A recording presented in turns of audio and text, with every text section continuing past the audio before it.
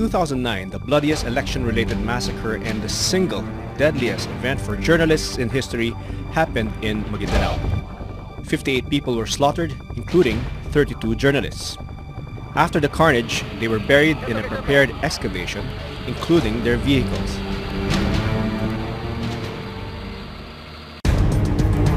The Philippines was placed third as the most dangerous country for journalists after war-torn Iraq and Syria.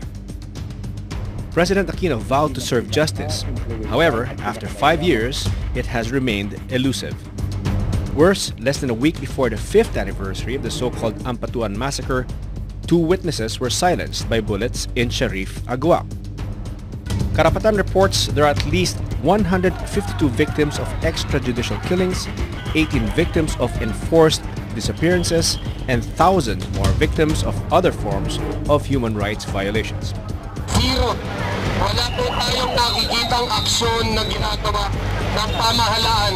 Human rights groups blame the weak courts and the Aquino administration that crime perpetrators go unpunished, contributing to the chilling climate of fear and the culture of injustice.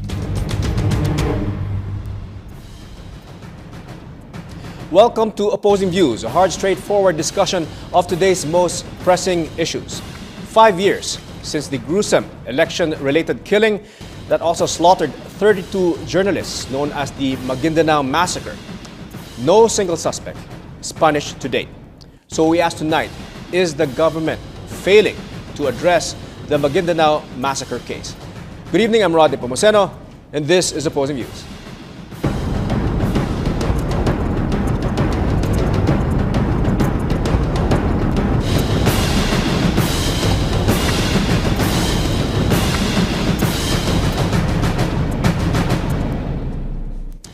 All right, joining us tonight in our discussion is University of the Philippines College of Mass Communication Associate Dean, Professor Danilo Arao. Professor Danny, good evening. Yes, hey, good evening. Yeah, welcome back. Thank you for joining us again here on the show. Yeah. Your initial thoughts regarding this debate question. Do you think the government is failing in the handling of the Maguindanao massacre case? Definitely, it is failing. It's good that you invited me, even if I'm not a lawyer, because from a non-lawyer's perspective, from a journalism educator's perspective, I can tell you that the culture of impunity remains, and that there are still 25 journalists killed since Aquino assumed office in 2010. So that's about 6 journalists being killed every year. And these are work-related killings. So when we talk about the Maguindanao massacre, we have to look at the context in which it operates. So the brazenness of murder still happens. And there are 222 extrajudicial killings that happened since 2010 also. So it's more than just the issue of whether or not the wheels of justice are turning slowly or much slower than expected, because it's the culture of impunity that should be the focus of our discussion here. Thank you. Thank you very much, Professor Arao. On the opposing side is the chairperson of the Commission on Human Rights, Loretta Eta Rosales. Ma'am, good evening. Good evening. Yes, thank you for joining us. Ma'am, your thoughts, your initial reaction on this question. You think the government is failing regarding this case? Am I supposed to oppose him? Well, put it this way. Apparently, it does look like nothing's happening because there's no conviction. After 5 years, there's no conviction. So people are impatient. Ano nga ba nangyayari? But let's look at it first. No?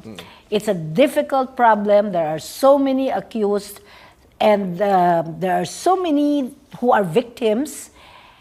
And there is a flawed criminal justice system before us.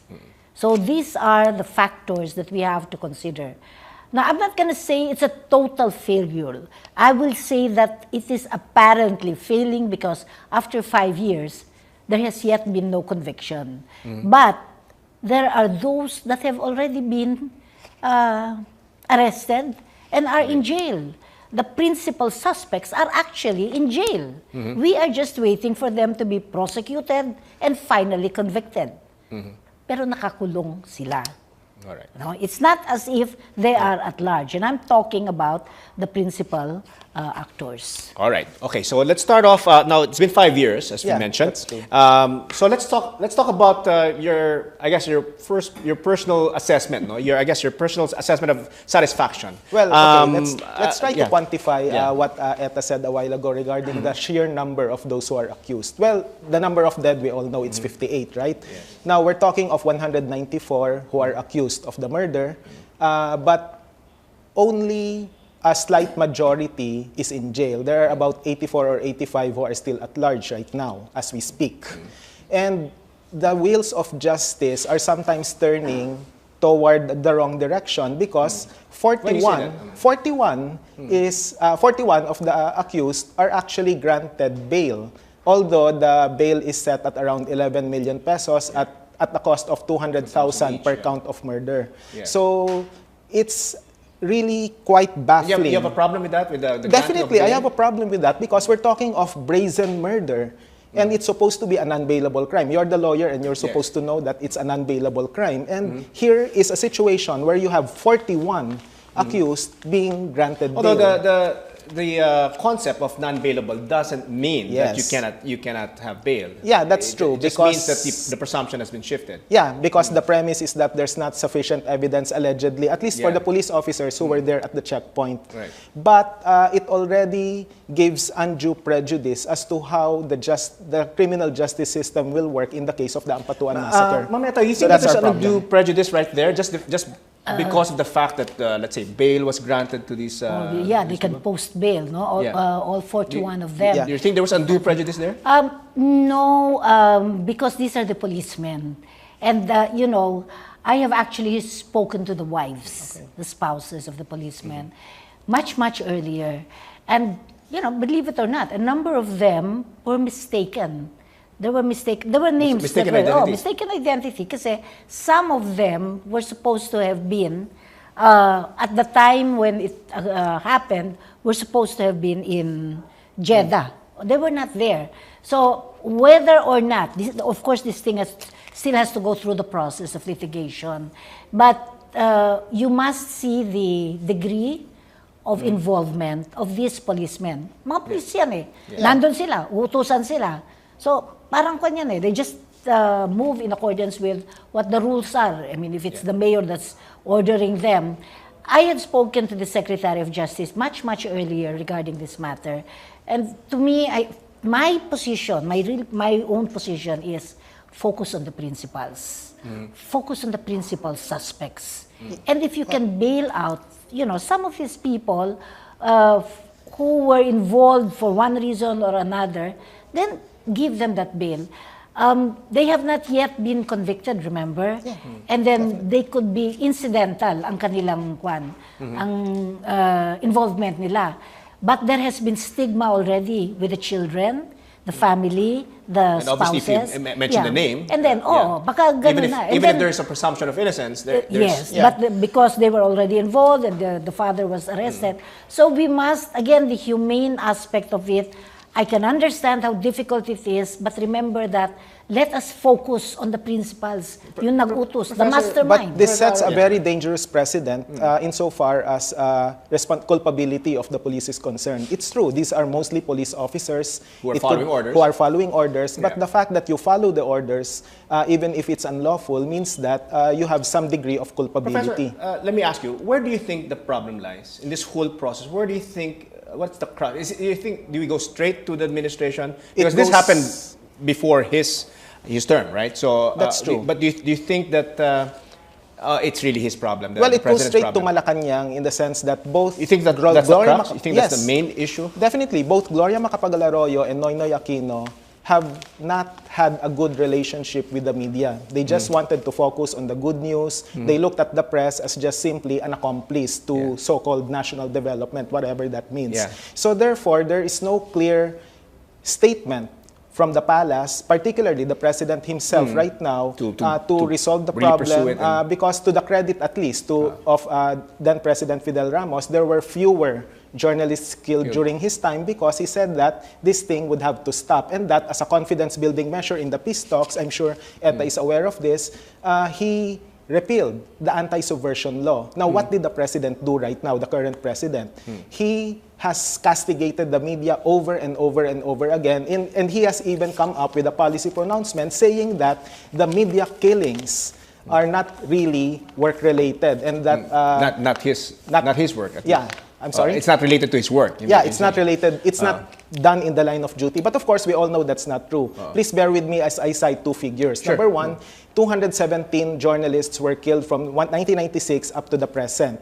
And out of 217, 145 proved to be work-related according to the study of the Center for Media Freedom and Responsibility. Even the Committee to Protect Journalists and the Reporters Sans Frontier also point out the fact that there were media killings that were done in the line of duty. The numbers may vary because of methodology, but the numbers are consistent in the sense that there were journalists who were killed in the line of duty. It is unfortunate that the current president right now is looking at this issue from a myopic perspective, and he clearly doesn't understand what media means. Meta, do you think that the problem really lies on the president himself or the administration itself? Or do you think that it's really more in the way our wheels of justice Yes, it's the wheels of justice, systemic.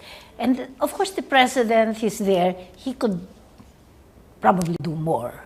He could be more sensitive. I mean, I appreciate what Danny is saying. No, he could probably be more sensitive to, the issues about the media killings. I know because I've been talking to the media people. I often talk to the media people, and I know who they are, and I sympathize with them.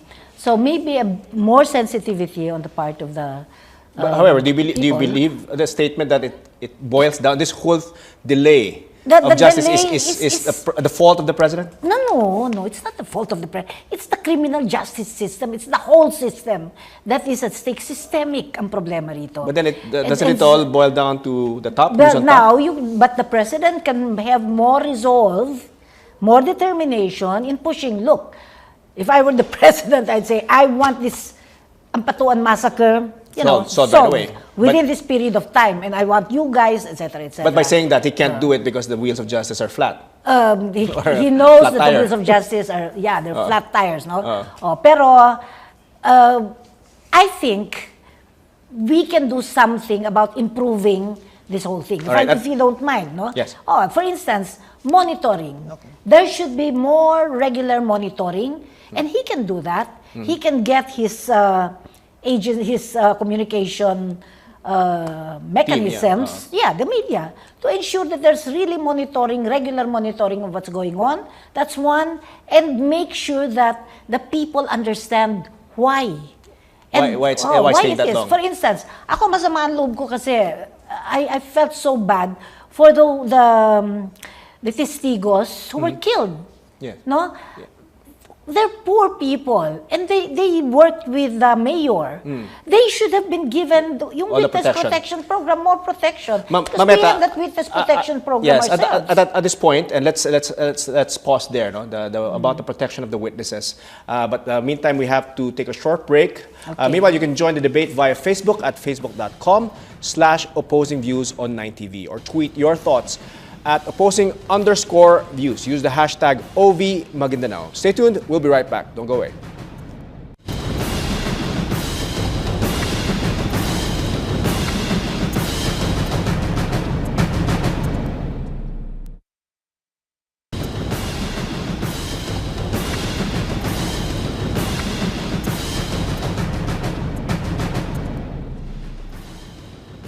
Welcome back. You're still watching Opposing Views. I'm Rod Nepomuceno. We have with us UP Professor Danilo Arao and CHR Chairperson Eta Rosales. And our debate question for tonight is the government failing to address the Maguindanao massacre case. And right before the break, we were discussing whether it's fair to point out that it really boils down to blaming President Aquino and his administration regarding the, slowness of the wheels of justice.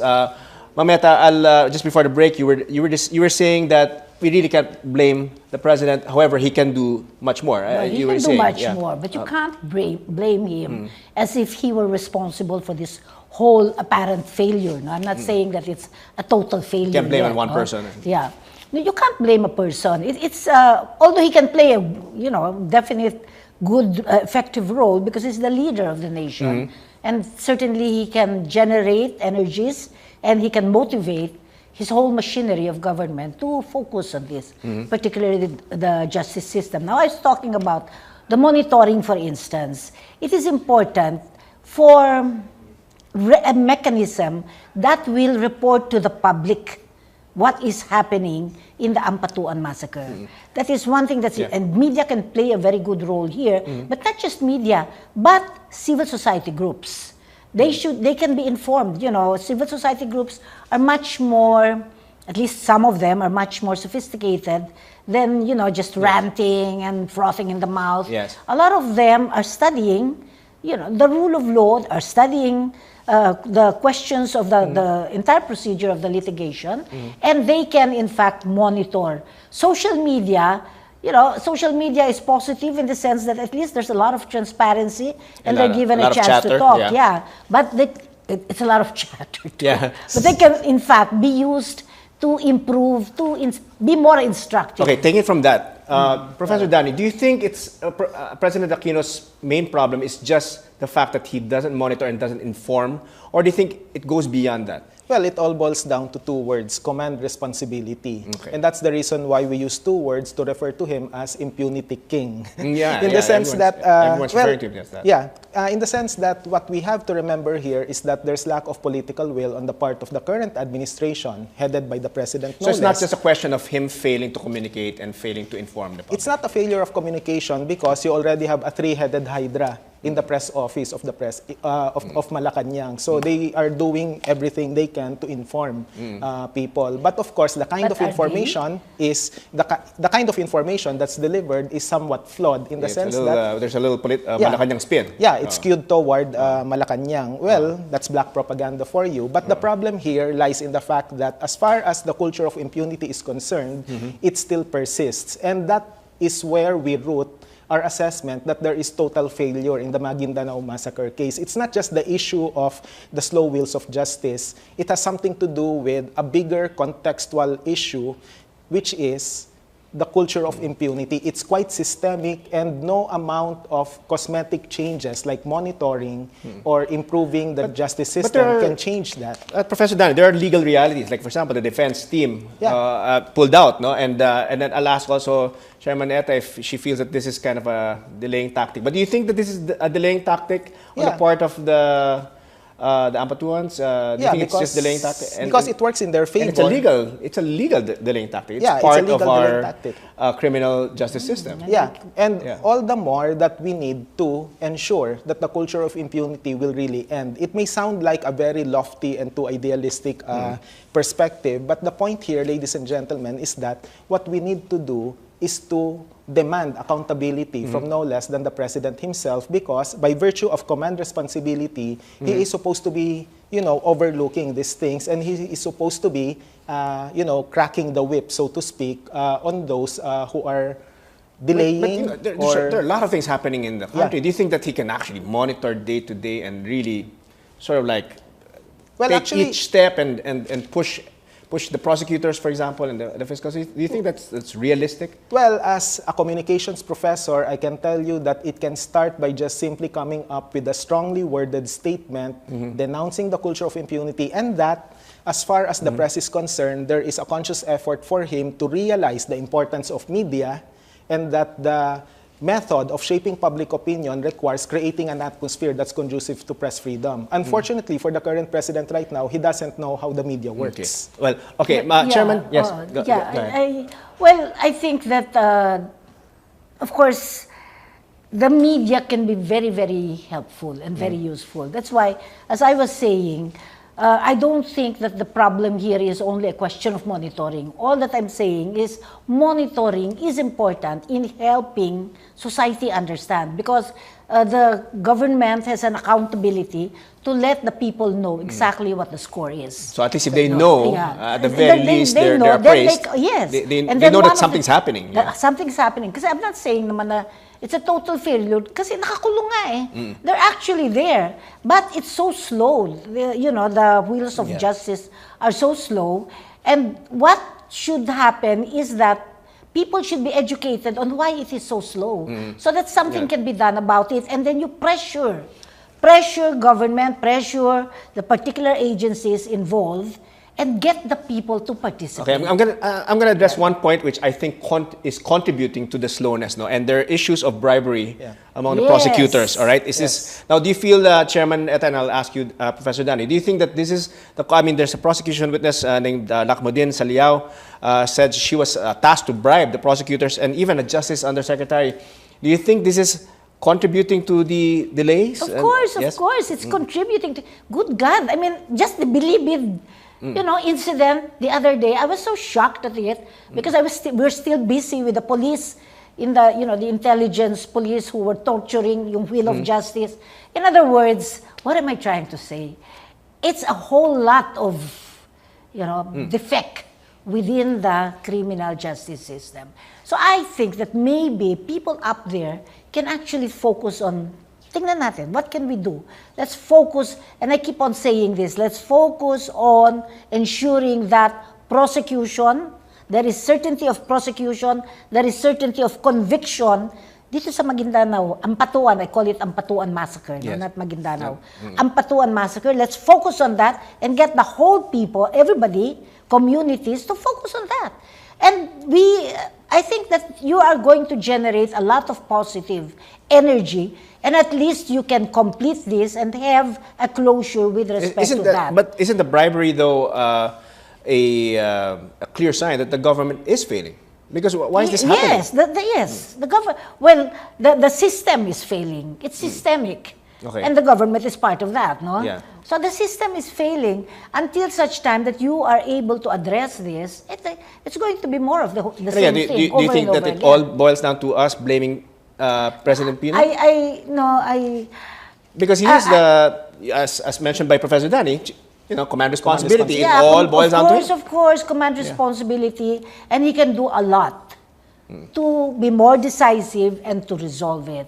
All that I am saying is we can't blame him alone because he inherited this, and it's a systemic structural Professor Danny? problem. Yeah, but we have to remember that it happened November 23, 2009 in the waning years, months of the Arroyo administration. And the fact that it's been 5 years already is already frustrating by itself. And we have to remember also what we talked about a while ago. 41, again, I repeat, 41 have been granted petition for bail. So it's quite frustrating. While the But do you think, amount though, of bail is too much. by that bail alone, do you think that that's a failure on the part of the government?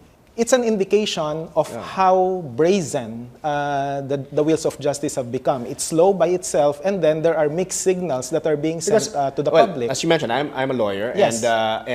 and I know, and sometimes it's to handle one case, for example, one case of murder is very, very difficult already, and takes sometimes 10 years, we know it, 20 years sometimes, and sometimes there's never even justice. No, we're talking about 58 cases here, 58 individual murders, and like 100 plus accused. So given that complexity, given that circumstance, don't you think that the government is doing whatever it can under the circumstances? And of course, as mentioned by Chairman Eta, and again, I sympathize to all the victims, of course, absolutely. But there is a complexity here, and there's a principle in law that we'd rather that a guilty person be freed rather than a guilty person go to jail. An innocent person go to jail. So we have to be really careful in the prosecution and of course pinning blame to certain people. Don't you think that given the complexity, it's just fair that the government is taking this long? Well, it's like this. It's a very complex case, I would agree. But the problem here is that, again, we go back to the culture of impunity, wherein there is seemingly a mixed signal that's being sent by the powers that be right now. And now, talking about the law, of course, it will really take a very, very long time, perhaps even beyond our lifetime, to really resolve the case, given that murder can be a complex issue. But the problem here has to do with the fact that there is not much effort being done by both the prosecution and the defense. Yes, go ahead. Can I ask a question? Sure. How would you look at it if we focus, there's more concerted effort in focusing at the principals, this bribery, you denounce it, you expose it, you denounce it, you prosecute them, you arrest whoever they are. But to me, the possibility of solving the crime, the massacre, rests on our focus on, the principals. So we refer to the Ampatuan I'm families, referring to right? them. There are 8 in the members in the family. Now, the senior Ampatuan wants to bail out. I'm against that. Yeah. The members of the Ampatuan, no bail. No Para bail. dito sa mga ito. The reason I say, I'm not saying all 41 policemen can be bailed out, but definitely, I am more inclined to say that, sige, let's go through that process and let's find out who they are, who can be bailed out. Well, but let's focus on the principals because they are the mastermind, or the mastermind is one among them. And this system, this family system, its dynastic rule have been there for quite a long time, no? Well, it sets a very dangerous precedent in the sense that once you free, well, assuming that they get freed really, well, there's nothing that would prevent the others from following suit. Because we all know the legal maneuverings that are being done by both the prosecution and the defense to ensure that they get their point across. Now, once somebody gets freed, it sets a dangerous precedent for all the other 194 accused, as well as those who are still at large. So the failure of the system has to do with the fact that it's not the issue of most of them, of most of the 194 being in jail, but the fact that there are still about 84 or 85 still at large, and we cannot find them. Yeah, but there's still the rule of law. Yeah, we have a principle that everyone is presumed innocent, Yes, right? I Before agree. being proven guilty. And let's face it, there's also a political angle here. So if I was the maybe political enemy of the Ampatuans, I can always say, oh, they did it, right? Yeah, so definitely. it's possible, right? So it's highly possible that the accusation is political. So don't you think that we should give that kind of leeway? And I know it's been 5 years and it's very difficult for the victims especially and the relatives of the victims. But don't you think that given that angle, that it's political, that we're treading a very, we're treading on thin ice and we should be really careful rather than go ahead. Again, I'm playing devil's advocate here just to... Yeah, that's true. Yeah, and I appreciate that. Okay, in terms of scenario, let's talk about a situation wherein one of the principals would get convicted in advance. So maybe it sends a signal that, okay, there is something that's working insofar as the case is concerned. But right now, there's nothing that's happening right now, and we're talking about the granting of bail. That's the latest development insofar as the Ampatuan massacre is concerned. Okay. Quite unfortunate. I think that the CSOs, the civil society groups, and the academe can in fact be more helpful because when you see a failed criminal justice system, that's where you motivate the positive energies of those who can in fact. Yeah, that's why our college. That's why our college is taking an official just released an official statement today regarding the Ampatuan massacre, and we denounce the government for its failure. All right, we need to take a short break. We'll talk about the so-called impunity when we return. You're watching Opposing Views. We'll be right back.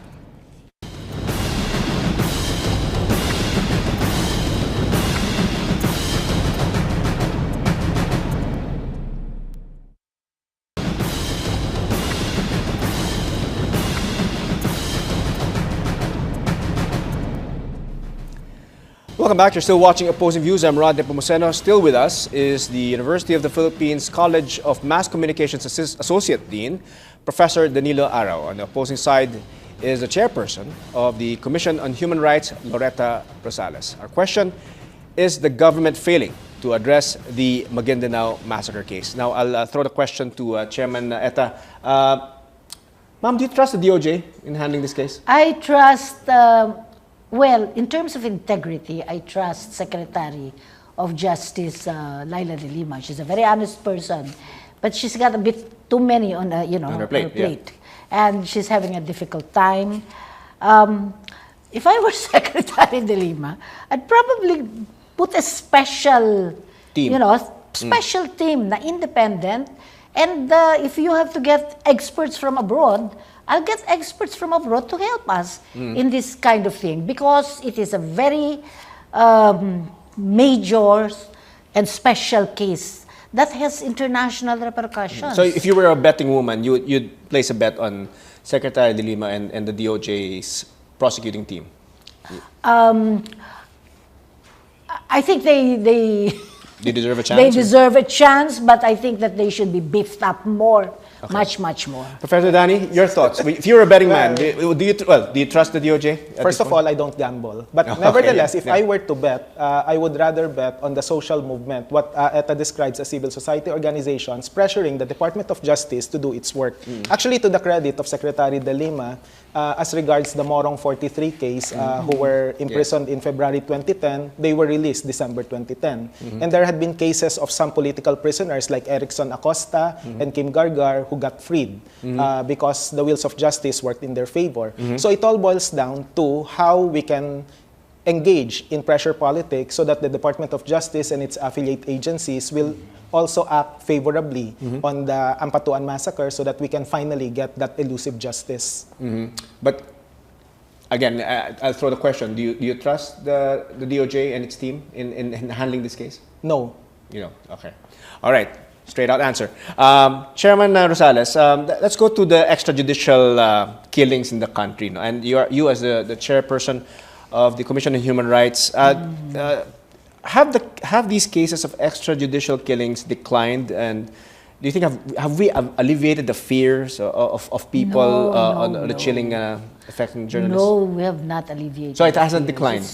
Well, it has declined in the way, for instance, where you'd have less of these killings in a particular period number. now, in number, than during the time of the last administration, where you had it, you know, within a week, ang dami, ganon, di ba? Yeah. So you'd probably have less of that now, but the enforced disappearances has declined. The torture is still there.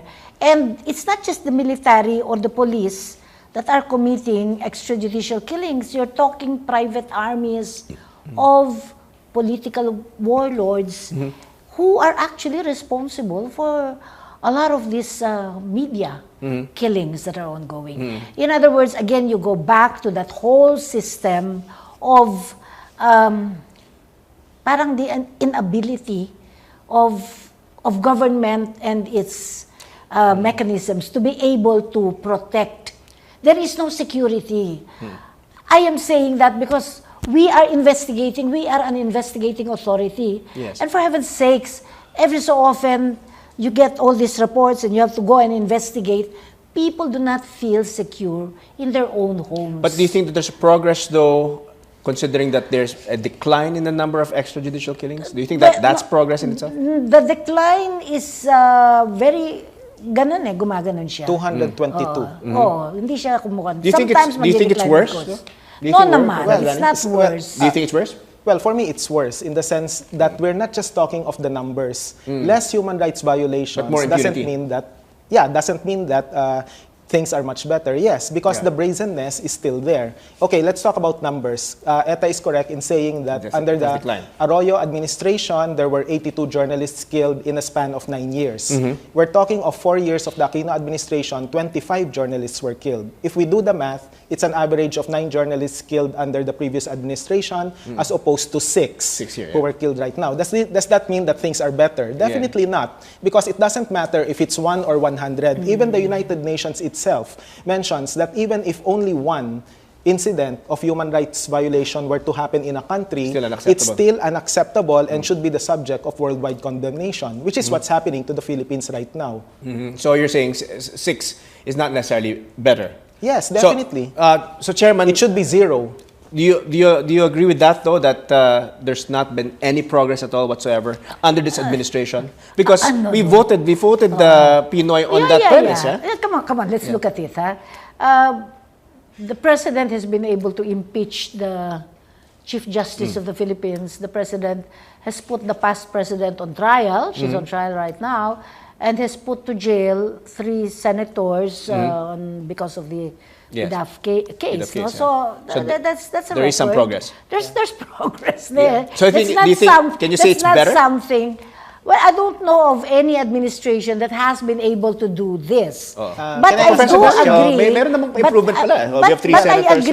I do agree that the system, the justice system, is still as bad as ever, and we should be concerned with respect to what is happening. Professor Danilo, diba? improvement though. There's some improvements. Well, you asked me a question a while ago. May I ask you a question? Sure, go ahead. Okay. Does the culture of impunity still remain in the Philippines? You know, I think there is a culture of impunity. Okay. That is what we are combating. Because that's what I keep on saying. Combat impunity. It has to stop right now. I just want to add. And it's happening under the Aquino administration. Yeah, it's happening under the Aquino And he should be administration. responsible for that culture of impunity, right? Yes. Of course, he is Okay, the thank leader. you. But Thank you. But it's not. What I am saying is, let us not just blame the person, because it is the system. So he is that responsible is still, right?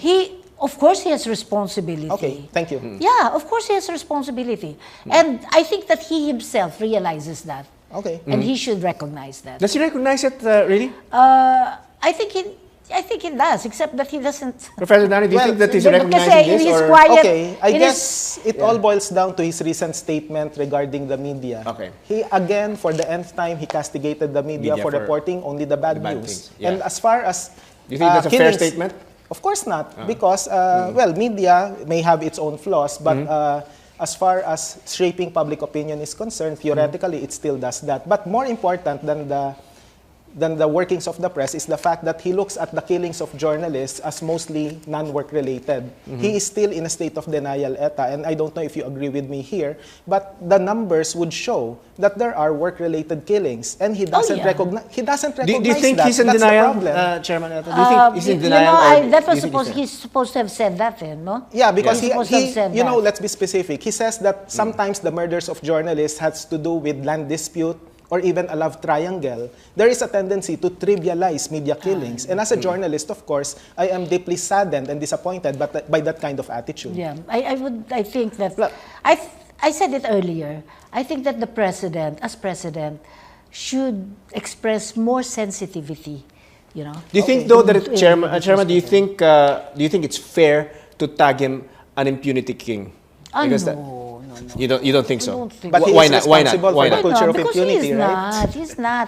Let's just say he just can't do it. He's limited.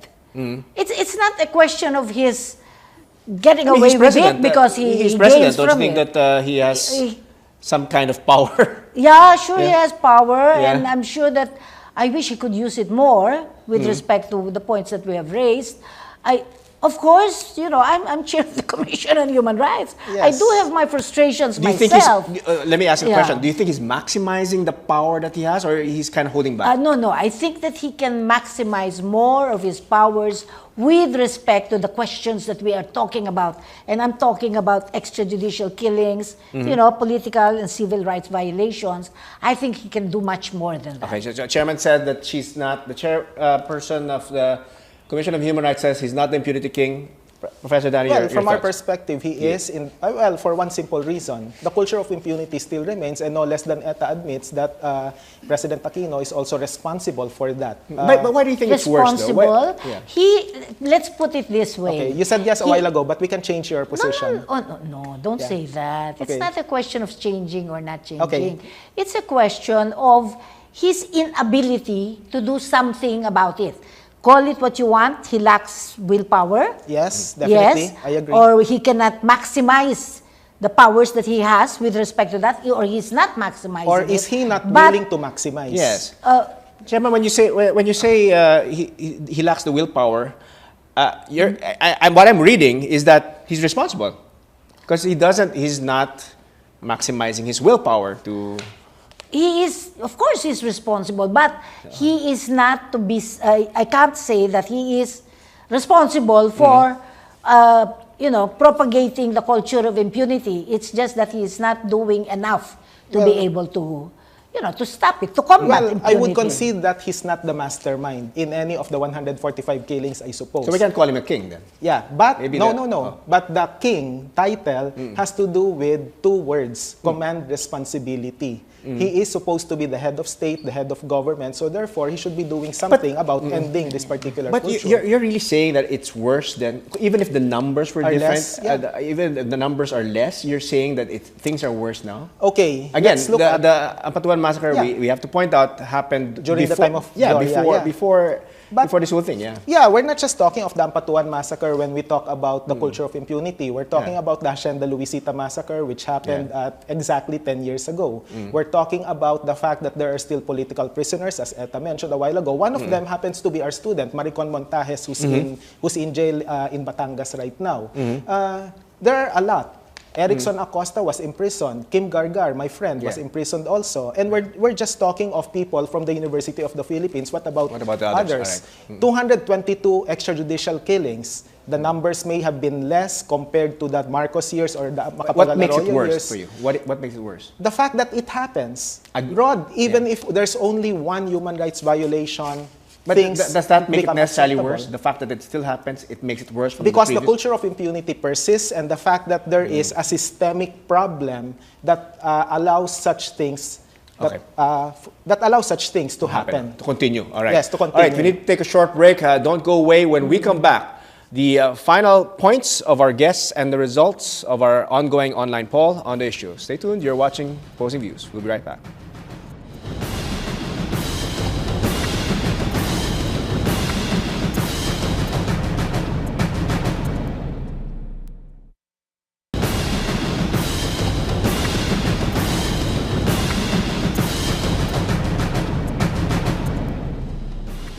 Welcome back. This is Opposing Views. I'm Ron Nepomuceno. Still with us is University of the Philippines College of Mass Communications Associate Dean, Professor Danilo Arao, and the Chairperson of the Commission on Human Rights, Loretta Eta Rosales. Our question is the government failing to address the Maguindanao massacre? Now, I'd like to quote several people who made some statements, and Ma'am Eta, I'll quote Felim Kain of the Human Rights Watch, and I'd like to ask your opinion and your reaction. As Aquino embarks on the final 2 years of his presidency, he should recognize that his failure to address the mounting death toll of the Maguindanao massacre or Ampatuan massacre could be the ultimate measure of his 6 years in office. Do you agree with that? That it's not the ultimate measure? Well, no, not necessarily. It's a major factor in evaluating his performance with respect to extrajudicial killings and all that. But, I'd put that as against that. I'd say that right now, there's a lot of work that's going on with respect to the peace process, with respect to the MILF. You don't have as much killings and bombings and so on and so forth that we used to have in the past, because right now the president has focused, and that's what I mean by focus, because it has focused on the MILF. So there's a lot of work that's going on now. The Bangsamoro Basic Law is now in Congress, but as I always say, I'm not for approval, for the government, to set up a new political entity. But as I always say, you don't just rely on that. You have to go down on the ground and, the healing process and putting good governance in the communities at the same time that you're working and you lobby for that sort of thing. Now, that is a major endeavor, and you cannot deny that. Your thoughts? You think this will be the ultimate measure of the Aquino administration? Well, I would agree that it's not the only measure, but it will be a major factor in assessing the legacy of the Aquino administration. So all the more that he really needs to get his act together. We have to remember that that what happened during his administration also includes the Hacienda Luisita massacre and other controversies, and the fact that there are extrajudicial killings and enforced disappearances that are still happening, which CHR doesn't deny, that will be the hallmark of this particular administration, which is ironic in the sense that it's on a platform of the so-called Daang Matuwid. Okay. So the road is really under destruction right now. Okay. May I say something about Sure, that? The Hacienda, Luisita Hacienda, we were, the massacre that took place, he and I were both members of the Committee on Human Rights in the House of Representatives. So again, it did not take place during his time. Right now, again, I will recognize the fact that there's a slow pace process, with respect to, solving the crimes of the killings. Now, as far as the Hacienda Luisita distribution is concerned, the DAR has officially said that it should go to the people. Now, whether or not this is being distributed with dispatch is another case. But the point is, it's moving. Yeah, All but that I am saying is that I think that what we should, the way I see it, I'm not saying it's a failure because it is moving. There Well, are, the fact that you think that the fact oo. you think that fact Well, it's the moving massacre, is let's talk about the Hacienda Luisita massacre for now. It's true, it happened 10 years ago, 2004, during the time of Macapagal Arroyo. But even up to now, ETA, you and I agree that justice remains elusive and that after the massacre, there are still incidences of President, harassment and let me ask you. intimidation. Statement Yes. of Chairman ETA says the fact that it's moving means it's not a failure. Do you agree? The fact that it's moving means that it's just simply moving. Yeah, so Okay? you think that that's it's not an an indication. accurate statement? It's not an accurate statement, and I think it's unfair for those who are victims of human rights violation that we would come up with statements like that, because we have to ensure that justice will be done, swift and fair and decisive justice. I wish it could be that, no? Yes, I agree definitely. with you. But the realities on the ground, you know, as they say, concrete analysis of concrete conditions. You've got I a agree. weak state with weak agencies, so you can understand why Okay. it's moving very slowly. So who is The point responsible for the weak No, state? just of Okay. course the government is responsible Okay, and all thank that, you. but this is a structural, historical thing. I mean, it is not for us to be satisfied with that. My understanding is that when I talk about it's moving, there is distribution of land, which there was not before. That's a basic question that you have to do. Now, we hasten the distribution of land. Now, it's not just the distribution of land. You need management. You need capacitation of the farmers so that they can manage their land. You need to go into mechanisms. So Okay. it's really not as easy as just denouncing all of this, but it is trying to study the methodologies. This much I want to add to you. You look at local government right now, there's a lot of bottom-up budgeting that does a lot of good with local government. I'm not saying all local governments. We denounced some warlords, but now there's a lot of good that's going on in preparations for disaster management and getting interagencies. In other Okay. words, it's Okay. ganun lang Right. yun. The point here is simple. Let's look at the facts. In 2010, Noynoy Aquino made the promise that Hacienda Luisita will be distributed by 2014. And he was very specific in the year. What's the date today? November 21? And it's not happened yet. It's not All right. happened yet. Okay. So this is the thing that Let- we have to Let me quote consider. another one. From of course, we know this guy, Hermanio Coloma, of course. Ah, yes, okay. He said this: is it right to say this about the current administration, that Pinoy is the impunity king? If we recall, that is one of the platforms for our president when he ran for office, to restore justice in our country. That's true. And that is one of the reasons why our citizens trusted him. And I would say that they continue to trust him. His trust ratings are still up there. Yeah. So he's questioning why do we call him the impunity king? Well, we look at concrete conditions, as Etta said.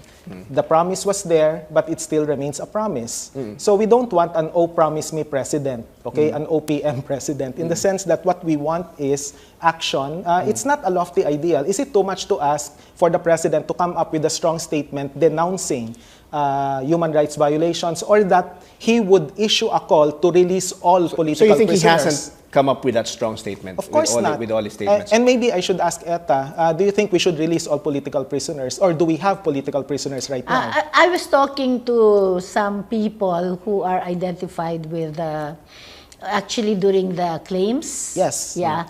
Because Jose Human Rights Maria Board. Sison has filed claims.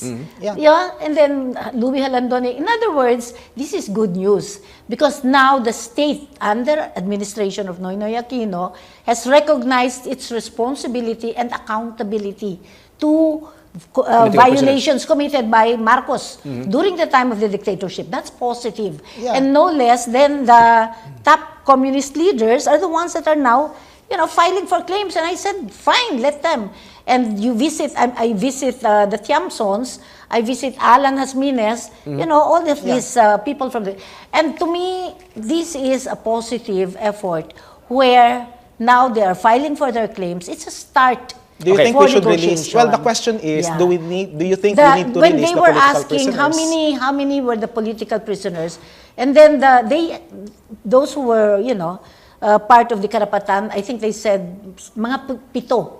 They were talking about pito political prisoners. 7 only? That's what they said. Okay, assuming for the sake of argument that now, Do you think they should be Do you released? think they should be released? Huh? Do you think they should be released now? The political prisoners definitely should be released. I've always worked for All right. Okay, thank you. Let's shift the question now. Released. And Thank you I'll very throw this much. question as to, in a way, to put an end, I guess, in this discussion. It's wonderful discussion. Professor Arao, which is better in terms of CHR or, let's say, human rights records? The administration of GMA or the administration of President Aquino? Well, again, we don't look at the statistics. Of course, when you look at the statistics just as a sole indicator, then, well, hands down, it will be the Arroyo administration, which is worse in terms of I'm waiting numbers. for your however. But, yes. Okay, thank you. Right. You know me so well. But the problem here is the systemic social injustice still happens. So therefore, he solidified it. You're saying that he's kind of cemented and solidified the system. He did not just solidify, he worsened it. Not by increasing the number, but by perpetuating the culture of impunity.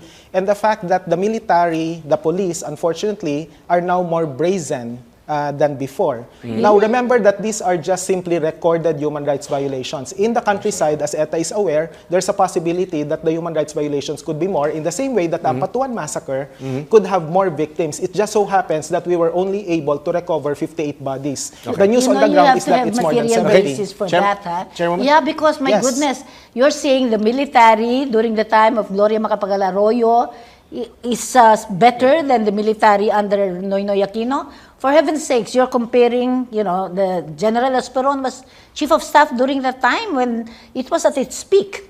And there was a military offensive, and it was a militarist mindset in addressing the problems of insurgency. And I'm talking about the former chief of staff, Manny Bautista, with whom I relate to, and we talk about the peace process, and he came up with, ETA, it's a difficult thing, but how can we, in fact, work it out so that the solutions become political? The problem is we're rather allowing... than military. Yeah, no, listen to me. Yeah, okay. I am saying that we do this. So let us kind of open our minds a bit and find out.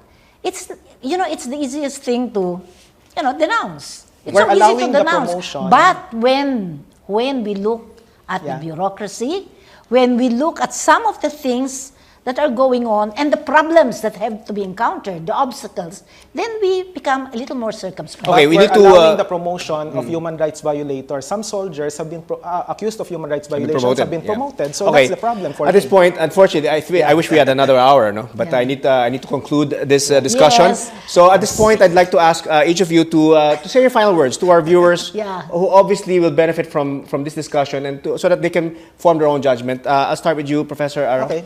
The Ampatuan massacre, ladies and gentlemen, is just a reflection of the culture of impunity that's happening in the country. It's good that ETA and I agree that there is a culture of impunity and that the president himself is responsible for it.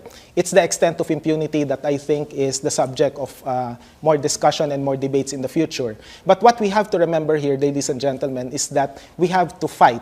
We can't just trust the government to do its job because definitely it's not doing its job. It is through our concerted efforts, or what we call in Filipino as sama-samang pagkilos, that we can be able to ensure that meaningful change will happen and that finally justice will be served. Thank you very much. Thank you very much, Professor Danny Arao. Thank you very much, and, Danny. Chairperson ETA Rosales. Yes, ma'am. I agree that there is a climate of impunity, but I do not agree that the president is responsible solely for this. This is a historical, structural problem. And yes, he has been very limited. And I mean, you know, he has his limitations, and you and I can criticize. But let us criticize constructively. Let us engage this. And what I can say is, it's not one or the other. It has to be all stakeholders involved. And believe it or not, I find like the military, Navy intelligence, with the help of the NBI, were finally able to arrest Palparan. Thank God for that. Let's work together to ensure that Palparan gets his fair day in court, including Binayog and all other guys who are culprits. And let us find out how the government can also help improve itself. All right. Yeah. And I always say that I think that if all of us are, you know, the solution to the problem is never exclusive only this or that. No, it has to be all stakeholders involved. Okay, Chairperson Etta, thank you so much.